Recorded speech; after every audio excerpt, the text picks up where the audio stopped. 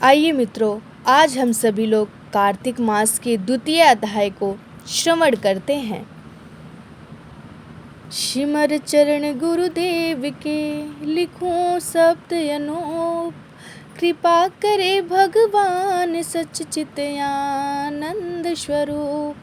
भगवान श्री कृष्ण आगे बोले, हे प्रिय, जब गुणवती को राक्षस द्वारा अपने पति एवं पिता के मारे जाने का समाचार मिला तो वह विलाप करके रोने लगी। हाय नाथ, हे नाथ, पिता मुझको त्याग कर तुम कहाँ चले गए?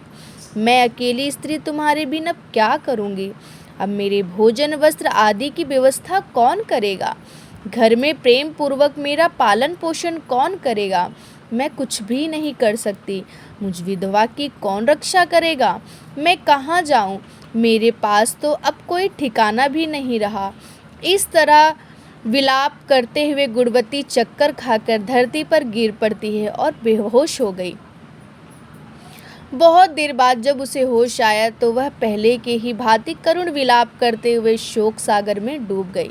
कुछ समय के पश्चात जब वह सम्मिलितों से ध्यान आया कि पिता और पति की मृत्यु के बाद मुझे उनकी क्रिया करनी चाहिए जिससे उनकी गति हो सके, इसलिए उसने अपने घर का सारा सामान बेच दिया और उससे प्राप्त धन से उसने अपने पिता एवं पति का श्राद्ध किया। तत्पश्चात वह उसी नगरी में रहते हुए 8 पहर भगवान विष्णु के नियम पूर्वक सभी एकादशियों का व्रत और कार्तिक महीने में उपवास एवं व्रत किया। हे प्रिय, एकादशी और कार्तिक बहुत ही प्रिय है मुझे। इनसे मुक्ति, भक्ति, पुत्र तथा संपत्ति प्राप्त होती है।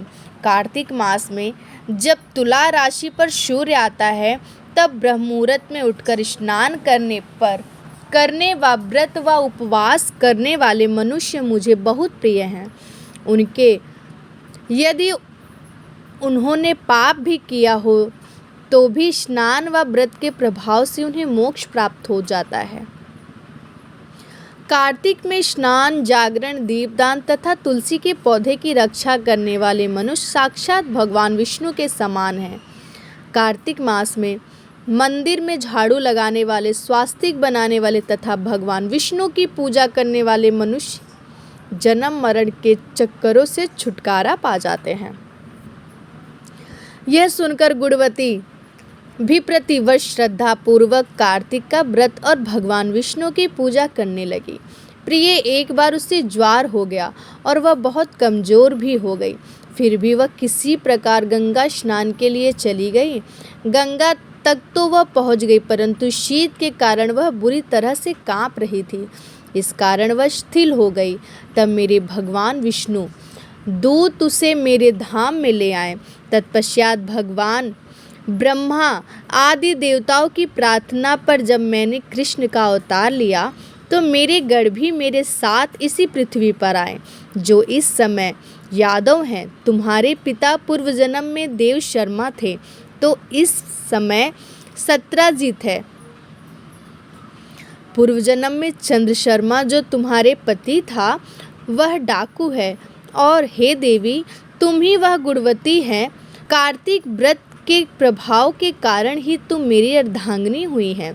पूर्व जन्म में तुमने मेरी मंदिर के द्वार पर तुलसी का पौधा लगाया था। इस समय वह तेरे महलों के आंगन में कल्प वृक्ष के रूप में विद्यमान है।